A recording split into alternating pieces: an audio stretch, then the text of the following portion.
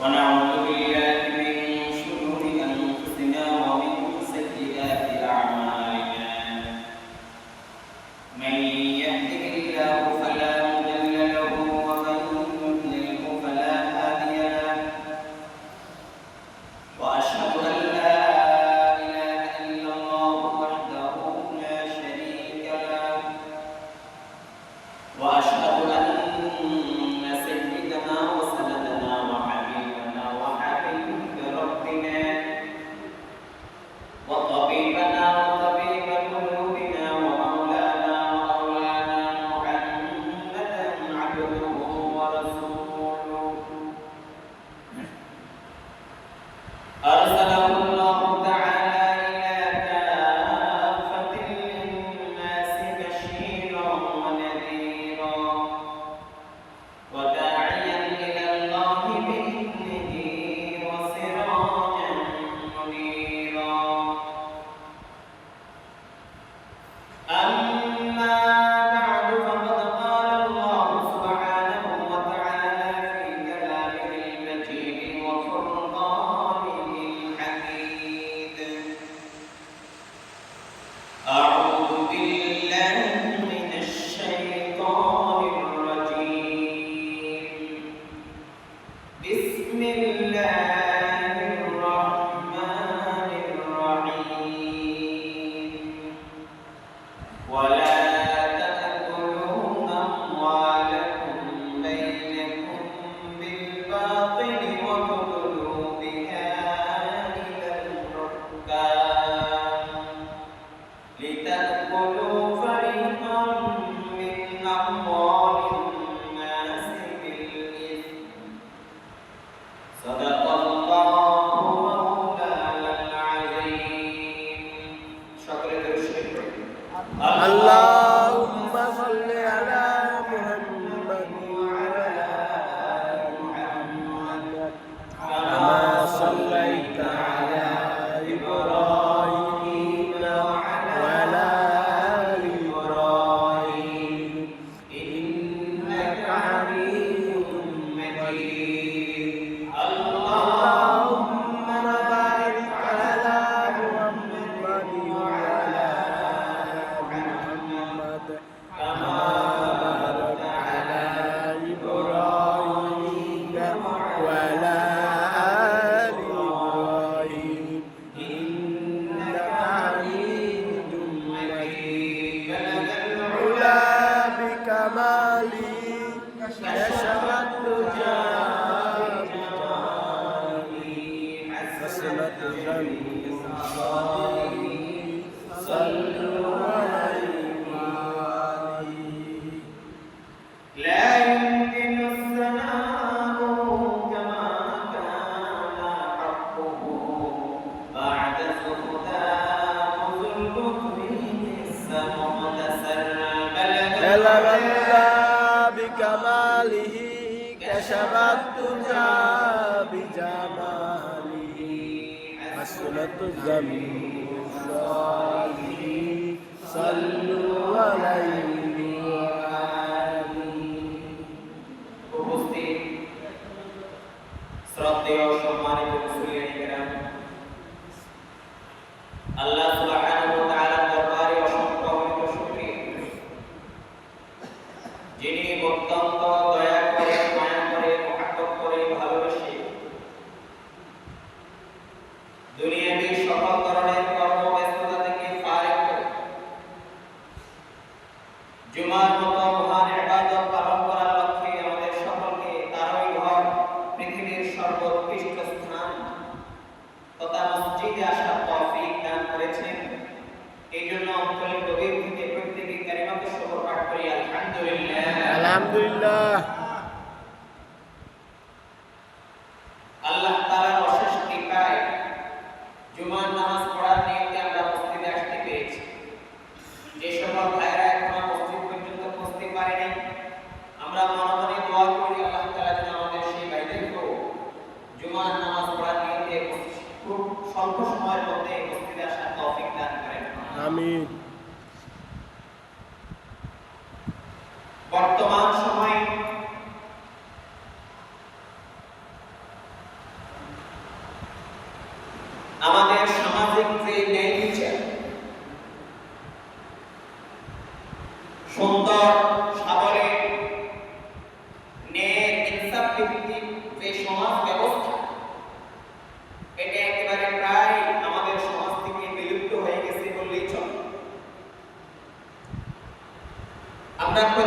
মুমিন মুসলমান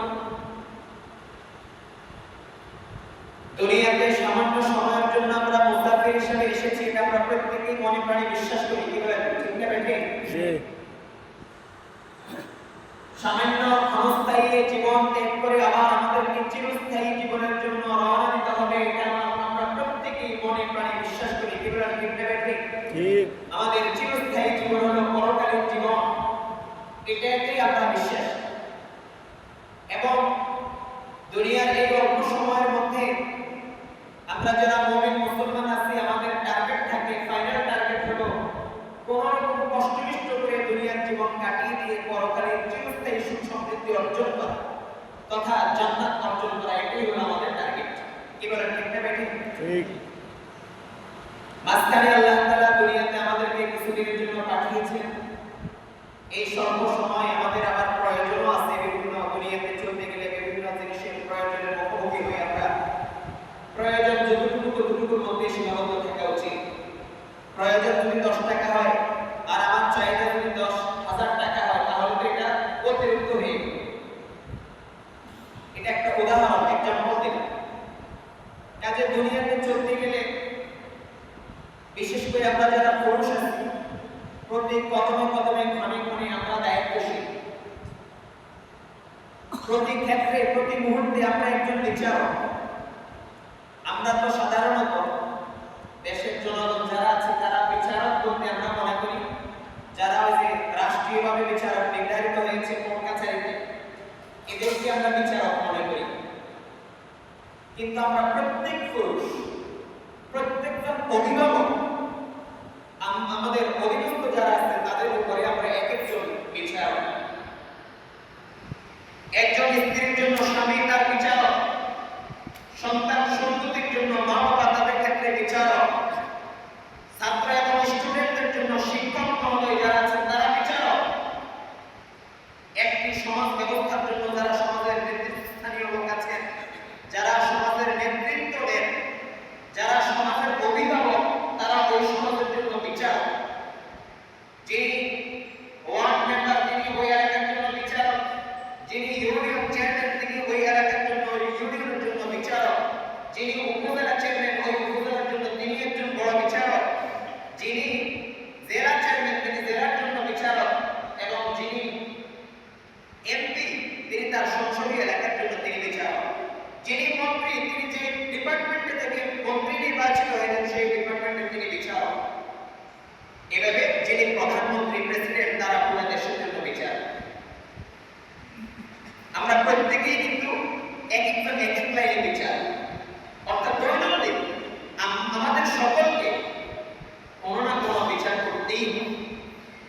বিচারক হিসেবে কিন্তু আমরা জানি না যে আমি একজন বিচারক। ফ্যামিলির অভিভাবক, আমি যে ফ্যামিলির বিচারক এটা আমি জানি না। দুই সন্তান মারামারি করছে, বিচার নিয়ে আসে কার কাছে? মা বাবার কাছে না? মা বাবা এখানে বড় বিচারক। ওনারা চাইলে যে কোনো এক সন্তানের পক্ষে রায় দিয়ে দিতে পারেন না, যে কোনো এক সন্তানকে শাসন করতে পারেন না। ওনাদের দায়িত্ব হলো আগে কোনো সন্তানের কথা শুনতে হবে। সমান দৃষ্টিতে দুটোই আপনার সন্তান, দুজনের কথা শুনবেন যে বাবা তোমাকে কেউ কি করেছে তুমি বলো। তারপর তার কাছ থেকে শুনবেন কেন করেছো, তোমাকে সে কি করেছে। দুটো পক্ষের কথা শুনে তারপরে আপনি একটা ডিসিশন নেবেন। এই যে বিচারকের কাছ থেকে ফেললেন, কিন্তু সমাজে বলে না যে বাবা সন্তানদের জন্য বিচারক, এই শব্দটা ব্যবহার করে না, অভিভাবক বলে থাকে। যাক, আমার বোঝানোর উদ্দেশ্য হলো আমরা প্রত্যেকেই কোনো না কোনোভাবে বিচারকের ভূমিকায় অবতীর্ণ হই। বিভিন্ন সময় আমাদেরকে বিচারক হতে হবে। আমি যখন বিচারক হব, আমি যখন যেহেতু অভিভাবক, তাহলে আমার অধীনস্থদের ক্ষেত্রে আমাকে কি করণীয়, তারা যখন আমার কাছ থেকে বিচার নিয়ে আসবেন, এই বিচারটা কিভাবে করলে শরীয়ত সম্মত হবে, ন্যায় বিচার হবে, ইনসাফ ভিত্তিক বিচার হবে, এটা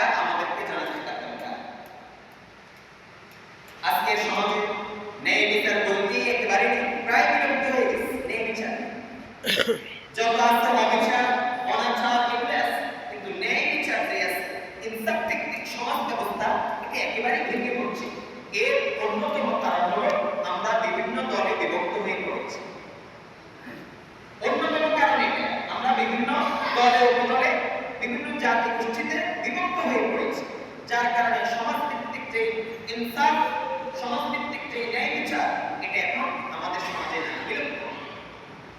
বিশেষ করে এক্ষেত্রে কাজ করে রাজনৈতিক দ্বন্দ্ব। রাজনৈতিক দ্বন্দ্ব থাকার কারণে একেবারে সমাজ থেকে ন্যায় বিচার উঠে গেছে। যেহেতু একই দেশ, একই গ্রামে আমরা বসবাস করি, একজন এক দল করা, প্রত্যেকের চুক্তি নির্ভর, মেধাভিত্তিক যে দল তার কাছে ভালো লাগে সেটা করাটা স্বাভাবিক, এটা করা দোষণীয়। কিন্তু সমাজের ক্ষেত্রে সমাজ তো ছোট্ট একটা এলাকা, ছোট্ট একটা জায়গা। এই সমাজের ক্ষেত্রে যদি আমরা প্রত্যেক দল, এখানে দল বিবেচনা না করে আমরা একই সমাজের মানুষ, একই সমাজের অধিবাসী, এটা বিবেচনা করে এই ক্ষেত্রে যদি আমরা ঐক্যবদ্ধ হয়ে কাজ করতে পারি, তাহলে দেখবেন ইনসাফ ভিত্তিক এবং ন্যায় বিচার ভিত্তিক সমাজ ব্যবস্থা গঠন করা খুবই সহজ, খুবই সহজ, ইজি হয়ে যাবে আমাদের জন্য, কঠিন কষ্টকর কিছু না। কারণ সমাজের ক্ষেত্রে আসলে আমরা সবাই এখানে কোনো দলীয় পরিচয় নেই। আমাদের সমাজের উন্নয়নের জন্য, সমাজের মানুষকে ন্যায় পাইয়ে দেওয়ার জন্য আমরা সবাই যদি একমত থাকি, তাহলে ইনশাআল্লাহ আমাদের সমাজ থেকে কোনো ধরনের অন্যায় নামক কোনো কাজ, অন্যায় নামক কোনো বিশেষণ, সমাজ থেকে অন্যায় কোনো বিচার, বেইনসাফ কোনো বিচার, এটা হবে না। আল্লাহ তাআলা আমাদেরকে বোঝার তৌফিক দান করুন। আমিন। বর্তমান সমাজের চিত্র যেটা, এটা শুধু আমাদের এই সমাজের কথা বলছি, বর্তমান সমাজে আমাদের দেশীয় সমাজগুলোর চিত্র যেটা, সেটা হলো কি, মানুষ খুব স্বল্প সময় মনে করে মানুষ সে আগাতে পারবে 1 কদম, কিন্তু সে আশা আকাঙ্ক্ষা করে রেখেছে 100 কদম। তার যোগ্যতা অনুসারে সে যেতে পারবে 1 কদম, কিন্তু সে তার মাথায় তার আশা আকাঙ্ক্ষা না আমাকে 100 কদম যেতে হবে। সে তার যোগ্যতা ভিত্তিতে মাসিক তার ইনকাম সোর্স হতে পারে 10,000, কিন্তু তার টার্গেট হলো আমাকে 1 লক্ষ টাকা কামাই করতে হবে। এখন বলে আমার যদি যোগ্যতা থাকে 10,000 টাকা কামাই করার যোগ্যতা আছে এবং সেই প্রসেসও আছে, যোগ্যতার ভিত্তিতে 10,000 টাকা বেশি আমি কামাইতে পারবো, কিন্তু আমার যদি 80 টাকা আমি মাসে 1 লাখ টাকা জমা করতে হবে। এবার আপনি বলুন, বৈধভাবে আপনি 10,000 টাকাই জমা করতে পারবেন, আপনার অ্যাকাউন্টে জমা হবে, আর বাকি 90,000 টাকা আপনাকে চিন্তা করতে হবে কিভাবে আমি অবৈধ পথে অর্জন করব। কারণ আপনার যোগ্যতার ভিত্তিতে আপনি তো 10,000 টাকা পেলেন, কিন্তু আপনি তো চাচ্ছেন মাসে আমি 1 লাখ টাকা আমার অ্যাকাউন্টে আসতে হবে, আমার পকেটে আসতে হবে, তাহলে বাকি 90,000 টাকার জন্য আপনি অবৈধ পথটা বেছে নিতে হবে। অসৎ কাজ, অসৎ কাজ আপনাকে লিপ্ত হতে হবে, অসৎ পথে আপনাকে চলতে হবে। এই যে একটা মন মানসিকতা, স্বল্প সময়ের মধ্যে আমরা বড় লোক হতে চাই, স্বল্প সময়ের মধ্যে বড় ধনী হয়ে যেতে চাই, অল্প সময়ের মধ্যে কোটিপতি হয়ে যেতে চাই, যার কারণে ন্যায় একটা জিনিস আছে, ইনসাফ নামক যে একটা জিনিস আছে, এটা আমাদের থেকে বিলুপ্ত হয়ে আমরা সবসময় অন্যায়ের পথে চলি, স্বল্প সময়ে আমাকে বড় করতে হবে। এই কারণে সামাজিকভাবে, রাষ্ট্রীয়ভাবে যত জায়গাতে আমি সুযোগ পাই চিন্তা করি না এটা কি বৈধ না অবৈধ, এটা কি ন্যায় নাকি অন্যায়, এটা আমার জন্য শরীয়ত কর্তৃক অনুমোদিত নাকি অনুমোদিত, এটা চাই না। আরে ভাই, যেভাবে পারো টাকা কামাই, যেভাবে পারো সম্পদ অর্জন করো, বা এটার পিছনে লেগে যায়, দেখা গেছে স্বল্প সময়ের মধ্যে আমি কোটিপতি হয়ে গেছি। কোরআনে কারীমের মধ্যে আল্লাহ তাআলা বলেন, ওয়ালা তাকুলু আমওয়ালাকুম বাইনাকুম বিল বাতিল ওয়া তুদলু বিহা ইলাল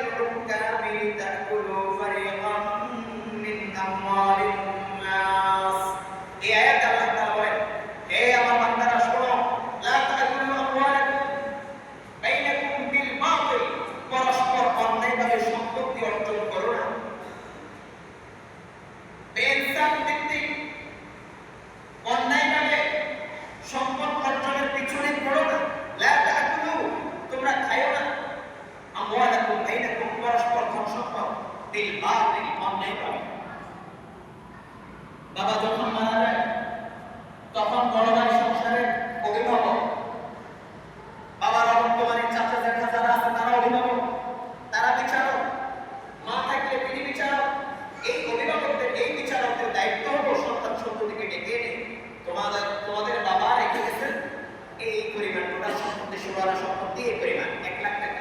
আসো তোমরা শরীয়ত ভিত্তিক কে কতটুকু মালিক বা এটা দাঁড়াও, কে কতটুকু পাবে ইনসাফ ভিত্তিক ন্যায় ভাবে সেটা কন্ট্রোল করে দেয়। এটা এই কাজ হিসেবে এই বিচারকের দায়িত্ব। বিচারকের আরবি হলো কাজী। কথাটা বুঝছেন? আইন আদালত এগুলো আরবি শব্দ। আমাদের যদি আমরা বাঙালি এখনো আমাদের কোর্ট কাছারিতে অনেক আরবি শব্দ ব্যবহার হয়। কাজী এগুলো আমরা যদি নাকি এখন কাজী শব্দটা ব্যবহার করি, তো যারা বিবাহ কাবিন নামা লেখে ওনাদেরকে আমরা কাজী বলি সামাজিকভাবে। কথাটা বুঝছেন? কিন্তু কাজীর আরবি শব্দ এটা অর্থ হলো বিচারক। তাহলে এই অভিভাবকদের দায়িত্ব হলো তিনি একজন বিচারক হিসেবে ইনসাফ ভিত্তিক বন্টন করা। যদি এখানে হেরফের করে বড়ের সম্পত্তি না দিয়ে শুধু ভাইরা নিজেরা ভাগ করে নেন, অথবা বড় ভাই বড় হওয়ার কারণে ছোটদেরকে কম দিয়ে বাবার সম্পত্তি নিজে বেশি করে নেন, তাহলে এটা বেইনসাফ। এটা ইনসাফ ভিত্তিক পারিবারিক ব্যবস্থা হলো না, ইনসাফ ভিত্তিক বন্টন হলো না। আর এর জন্য আল্লাহ আদালতে দাঁড়াতে হবে। আল্লাহ তাআলা এই ক্ষেত্রে বলেন লা তাকুলু আমওয়ালাকুম বাইনাকুম বিল বাতিল। এই বড় ভাই উদ্দেশ্য করে বড় ভাই তুমি যে ছোট ভাইদের সম্পত্তি তোমার সমান দাও নাই, অথবা ভাইদের উদ্দেশ্য করে ভাইরা তোমরা যে তোমার বাবার সম্পত্তি থেকে তোমার বোনেরা যতটুকু পাবে ততটুকু দাও নাই, এটা অন্যায় হয়েছে। এই অন্যায়ভাবে বোনের সম্পত্তি খেও না, অন্যায়ভাবে তুমি তোমার ভাইয়ের সম্পত্তি ভোগ করো না, অন্যায়ভাবে তোমাদের ভাতিজা ভাই ভাতিজা যারা আছে তাদের সম্পর্কে তোমার শক্তি আছে, জনবল আছে, দাপট আছে, এই কারণে ভোগ করো। এগুলো সব অন্যায়ভাবে ভোগ করার নাম সব বেইনসাফি কার্যক্রম। অনেক ক্ষেত্রে আমরা আবার কি করি, যখন দেখি নিজে অন্যায়ভাবে সম্পত্তি ভোগ করতে পারি না, অন্যায়ভাবে আরেকজনের জমি দখল করতে পারি না, আরেকজনের সম্পদ লুণ্ঠন করতে পারি না, তখন কি করি, আমার সাথে উপরে সম্পর্ক আছে, তখন আইন আদালতে বা কোনো একজনকে বিচারক মেনে ফেলি। সমাজ ব্যবস্থা, সমাজের যারা নেতৃত্বস্থানীয় ব্যক্তি আছে তাদেরকে হাকিম মানি, বিচারক মানি। আচ্ছা ঠিক আছে, যদি আমি এটা আমাকে যদি তোমরা না দাও, ঠিক আছে, মেম্বার সাহেবের কাছে চলো, চেয়ারম্যান সাহেবের কাছে চলো, এলাকার যারা মাইনরিটি আছে তাদের কাছে চলো। সে নিজেও জানে যে অন্যায়ভাবে সে সম্পত্তি গ্রাস করছে, কিন্তু নিজে নিতে পারছে না বিদায় এবার বড়দের মাধ্যমে এটা নিয়ে নেবে। এই জন্য কোথায় নিয়ে যায়, একজন বিচারকের কাছে নিয়ে যায়, আর বিচারকের মাধ্যমে তারপরে এটা বৈধভাবে অবৈধ জিনিসটা বৈধভাবে এখন নিজের করে নেয়। কথাটা বুঝছেন? জিনিসটা সম্পত্তিটা হলো অবৈধ, কিন্তু সে রূপে বৈধ। দেখো কাজী সাহেব বিচার করে দিয়েছে, মেম্বার সাহেব বিচার করে দিয়েছে যে এটা আমি প্রাপ্ত। আল্লাহ আল্লাহ, এগুলো হলো ন্যায় বিচারের পরিপন্থী, অন্যায়, জুলুম, অত্যাচার, অপরাধ। আল্লাহ তাআলা বলেন ওমাই ইয়াফআল যালিকা উদওয়ানাও ওয়া যুলমান ফাসাওফা নুসলিহি নারা। যে সমস্ত ব্যক্তিরা সমাজ কর্তা, পরিবারের কর্তা, পরিবারের অভিভাবক, সমাজের অভিভাবক, রাষ্ট্রের অভিভাবক, যারা এভাবে অন্যায়কে ন্যায়ে রূপান্তর করতে চায়, সে নিজেও জানে যে এখানে কে অপরাধী আর কে অপরাধী নয়, তারপরও সে অপরাধী বাহ্যিকভাবে, যিনি অপরাধী তাকে বেকসুর খালাস দিয়ে, যিনি নিরপরাধ যার কোনো অপরাধ নাই তাকে অপরাধী সাব্যস্ত করে বিচার করে দেবে। এই ন্যায় অন্যায় জানার পরও যদি অন্যায় বিচার করে, অন্যায় নির্দেশ দেয়, অন্যায় ফয়সালা দেয়, তাহলে আল্লাহ তাআলা বলেন ওমাই ইয়াফআল যালিকা উদওয়ানাও ওয়া যুলমান। জুলুমের ভিত্তিতে এবং সীমালঙ্ঘন করার ভিত্তিতে যারা এই ধরনের নির্দেশনা দিবে, ন্যায়কে ন্যায় না বলে অন্যায়কে ন্যায় বলবে আর ন্যায়কে অন্যায় বলবে, ফাসাওফা নুসলিহি নারা, অচিরেই আমি তাকে জাহান্নামে প্রবেশ করাই। তো বড় এজন্য আমরা যারা বিচারক আছি, আমরা পুরুষের প্রায় প্রত্যেকে যারা অভিভাবক আছে প্রত্যেকে বিচার। কথাটা হচ্ছে নিজের অভিভাবকত্বের ক্ষেত্রে খুবই খেয়াল রাখতে হবে। শুধু রাষ্ট্রীয় বিচারক যারা তাদের বললে হবে না যে আমাদের আইন আদালতে কি নেই, সঠিক সমাধান নেই, ইনসাফ ভিত্তিক রায় নেই, ইনসাফ ভিত্তিক সমাধান নেই, শুধু আমরা তাদেরই ভুল করি। কিন্তু আমিও যে একজন বিচারক, আমার অধীনস্থদের ক্ষেত্রে যদি আমার কাছে কোনো জিনিসের বিচার নিয়ে আসা হয়, তখন আমি কি পরিমাণ ন্যায় নিষ্ঠার সাথে এটা সমাধান করতে পারি সেটাও তো বিবেচনা করা দরকার। আল্লাহ তাআলা আমাদের সকলকে বলেন তৌফিক দান করুন, বলেন আমিন আমিন। অতএব আমরা যারা অভিভাবক আছি, এই অভিভাবকত্ব এটাও আল্লাহ তাআলার পক্ষ থেকে আমানত। আমি ফ্যামিলির অভিভাবকের দায়িত্ব পাওয়া, নেতৃত্বের দায়িত্ব পাওয়া, এটা আল্লাহ তাআলার পক্ষ থেকে আমানত। আমি সমাজপতি, সমাজের অভিভাবক, এটা আল্লাহ তাআলার পক্ষ থেকে আমানত। রাষ্ট্রীয় অভিভাবক, এটা আল্লাহ তাআলার পক্ষ থেকে আমানত। এই আমানত নিয়ম হলো পুঙ্খানুপুঙ্খ আমানত রক্ষা করা। এটাই হলো আল্লাহ রাসূলের নির্দেশনা। কিন্তু এর বিপরীতে যদি আমি অভিভাবক হয়ে, একজন বিচারক হয়ে, সমাজপতি হয়ে, মেম্বার হয়ে, চেয়ারম্যান হয়ে, এমপি মন্ত্রী হয়ে, রাষ্ট্রের কর্মদার হয়ে আমার মধ্যে যদি ইনসাফ না থাকে, ইনসাফ ভিত্তিক রাষ্ট্র পরিচালনা না করে, সমাজ পরিচালনা না করে, তাহলে আল্লাহর আদালতের মুখোমুখি আমাকে হতে হবে। আল্লাহর আদালতে সেখানে ন্যায়ের একেবারে ন্যায় আর ন্যায় ভিত্তিক ফয়সালা হবে। অন্যায়ের কোনো লেশ মাত্র সেখানে সুযোগ নেই। সেখানে কঠিন থেকে কঠিন মুহূর্ত আমাকে পার করতে হবে। আল্লাহ এজন্য রাসূল কারীম সাল্লাল্লাহু আলাইহি ওয়াসাল্লাম এক হাদিস শরীফের মধ্যে বলেন যে তোমরা আমার ক্ষেত্রে ৬টা জিনিসের দায়িত্ব নাও, তাহলে আমি তোমাদের ক্ষেত্রে জান্নাতের দায়িত্ব নিব। সুবহানাল্লাহ। নিজের উম্মতকে উদ্দেশ্য করে বলেন তোমরা আমার ক্ষেত্রে ৬টা জিনিসের দায়িত্ব নাও, তাহলে আমি তোমাদের জন্য জান্নাতের দায়িত্ব নিব। আমরা দুনিয়াতে যে যতটুকু করে যে যেটাই করি, যা যে পেশায় থাকো, কিন্তু আমরা যারা মুমিন মুসলমান, আমাদের ফাইনাল টার্গেট হলো জান্নাত। কিভাবে দুনিয়ার জীবন কোনো রকম কষ্ট করে কাটিয়ে দিয়ে পরকালীন যে চিরস্থায়ী জীবন, ওই জীবনটা যাতে করে সুখে কাটাতে পারি, এটাই একজন মুমিনের টার্গেট। বাকি কথা হলো আমাদের এই টার্গেটের সাথে সবসময় স্মরণে থাকে না, আমরা ভুলে যাই। এই কারণে গুনাহে লিপ্ত হয়ে, অন্যায় কাজে লিপ্ত হয়ে যায়। বাকি আমাদের টার্গেট এটাই। যারা আল্লাহ রাসূলকে বিশ্বাস করে, জান্নাত জাহান্নাম বিশ্বাস করে, ময়দানে মাহশর, ফুলসিরাত, কিয়ামত এগুলো বিশ্বাস করে, পুনরুত্থানে বিশ্বাস, তাদের প্রত্যেকেরই কোনো না কোনো সময় এটা চিন্তা আসে যে একদিন আল্লাহ আদালতের মুখোমুখি আমাকে হতে হবে, আল্লাহর সামনে আমাকে দাঁড়াতে হবে। সেদিন দুনিয়াতে জীবন, এই জীবনের হিসাব আল্লাহ তাআলা থেকে নেবেন। কাজে দুনিয়াতে যদি অন্যায় করি, তাহলে এটা হিসাব আল্লাহ তাআলার আদালতে দিতে হবে। আমার বাঁচার কোনো সুযোগ নেই। আল্লাহ হাকিম বলেন যদি তোমরা আমার ক্ষেত্রে ৬টা জিনিসের দায়িত্ব নিতে পারো, তাহলে আমি তোমাদের জন্য জান্নাতের দায়িত্ব নিয়ে নিলাম। ১ নাম্বার, উসদুকু ইযা হাদাসতু, যখন তোমরা কথাবার্তা বলবে তখন সত্য বলবে। সব ক্ষেত্রে ব্যক্তি বিশেষ একজন আরেকজনের সাথে সিঙ্গেল কথাবার্তা বলতেছি, এখানেও সত্য। ফ্যামিলির সদস্যদের সাথে কথা বলছি, এখানেও সত্য। সামাজিকভাবে সমাজের মুখোমুখি হয়ে কথা বলছি, এখানেও সত্য। সর্বক্ষেত্রে যারা সত্যের আশ্রয় নেয়, সত্য বলে, আল্লাহ হাকিম বলেন তাহলে এই সত্যবাদী ব্যক্তির জন্য, সত্যবাদী ব্যক্তি যাতে করে জান্নাতে যেতে পারে, তার জন্য আমি দায়িত্বশীল। আমি দায়িত্বশীল। খেয়াল করেন, এই যদি আমরা প্রত্যেকে প্রতিজ্ঞা করি যে সব সময় ন্যায়ের পথে থাকবো, সত্য কথা বলবো, সত্যের পথে থাকবো, তাহলে সামাজিকভাবে কোনো ধরনের অন্যায়, অবিচার এগুলো কি সামাজিকভাবে থাকবে না? একটু থাকবে। ধরুন আজকে আমাদের সমাজে যে কোনো একটা জিনিসের বিচার কার্য চলছে, যারা সমাজপতি আছেন ওনাদের তত্ত্বাবধানে, আমাদের নেতৃত্বে, মসজিদ কমিটির নেতৃত্বে, সম্মানিত ব্যক্তিবর্গের নেতৃত্বে এখানে একটা বিচার কার্য চলছে। এখানে যদি বাদী পক্ষ এবং বিবাদী দুটো পক্ষ যদি সত্যের আশ্রয় নেয়, দুটো পক্ষ যা ঘটেছে সত্য বলেছে, তাহলে সঠিক বিচার করা কি কোনো ধরনের কষ্টকর? সহজ, একেবারে সমাধানটা অসহজ। আজকে যত সমস্যার মূল সামাজিক অস্থিরতা, পারিবারিক অস্থিরতা, রাষ্ট্রীয় অস্থিরতা, সব আজকে সত্যকে আমরা ধামাচাপা দিয়ে কে কার চেয়ে বেশি মিথ্যা বলতে পারবো এটার প্রতিযোগিতায় আমরা লিখি। কি কার চেয়ে বেশি?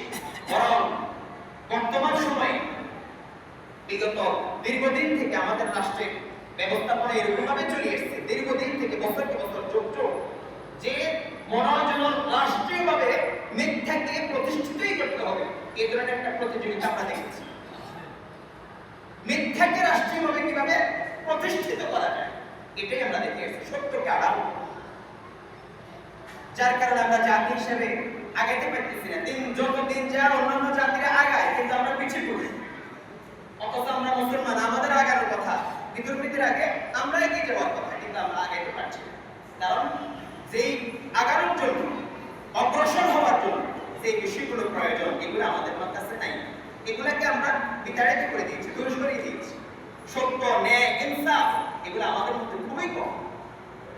দেখবেন একটা বাজারে যদি 100 জন ব্যবসায়ী থাকে, 100 জন দোকানদার থাকে, তার মধ্যে ধরুন 98 জন মুসলমান আর 2 জন হলো অমুসলিম, খুব দাপটের সাথে এই অমুসলিম দুই ব্যক্তি ব্যবসা করে দিতেছে মুসলমান সমাজে, খুব দাপটের সাথে তার ব্যবসায়িক লেনদেন মুসলমানদের তুলনায় শতগুণ বেশি, অথচ পুরো সমাজ হচ্ছে মুসলিম সমাজ। দেখা গেছে অনেক ক্ষেত্রে দেখা যায় এই দুই ব্যবসায়ী, অমুসলিম দুই ব্যবসায়ী এই এলাকার এরা বহিরাগত ভাবে আসে, দূর থেকে আসে এখানে ব্যবসা করে, কিন্তু ব্যবসায়িক ভাবে এরা অনেক এগিয়ে যাচ্ছে আর আমরা মুসলমান যারা আছি আমরা পিছিয়ে যাচ্ছি। অথচ নিয়ম ছিল কি, মুসলমান হিসেবে সাধারণত যে একটা অন্তরের টান, এই টান হিসেবে আমরা সাধারণত মুসলমানদের দোকানে চলে যাবো, এটা ছিল নিয়ম। কিন্তু আমরা তাদের দোকানে যাই না, সবাই ওই দোকানে যাই, কারণ সে সাধারণত চেষ্টা করে, এটা তার একটা কৌশল হতে পারে। বাস্তবতা না হলো, বাস্তবতা তো আমি মনে করি না, কারণ মূল সত্য বাস্তব হলেও সে তার খোদাকে স্বীকার করে না, তাহলে দুনিয়ার ক্ষেত্রে আর সত্য কতটুকু স্বীকার করবে, কথাটা বুঝছি, এটা হলো বাস্তবতা। কিন্তু এটা তাদের কৌশল, এরা তাদের কৌশলের আশ্রয় নেয়। সেই কৌশল কি, এই এলাকাতে যদি আমি 1 টাকা কম রাখি, তাহলে আমার আরেক দোকানদার, মুসলিম দোকানদার, সে একটা পণ্যের দাম রাখছে 10 টাকা, আমি রাখবো 9 টাকা। সে চিন্তা করে, এটা তার কৌশল। কি কৌশল, আমি 9 টাকা হিসেবে যদি মাল বিক্রি করি, আমার সেল হবে 100 পিস, আর সে 10 টাকা করে মাল বিক্রি করে সেল দিবে মাত্র 10 পিস। আমার 100 পিসে আমার ওই যে ঘাটতি চলে আসছে না, বরং আরো অনেক লাভ হয়ে গেছে। এই সততা দেখায়, বাহ্যিকভাবে তারা সততা দেখানোর চেষ্টা করে, যার কারণে ব্যবসায়িকভাবে অর্থনৈতিকভাবে এরা আগায় যায়, আমাদের চেয়ে আগে এই কৌশলে তারা এগিয়ে যাচ্ছে। কিন্তু অথচ দরকার ছিল সত্য এবং ন্যায়, এটা আমাদের কাছে বেশি থাকা। এবং আমরা অনেক ক্ষেত্রে বলি 10 টাকা দিয়ে কিনে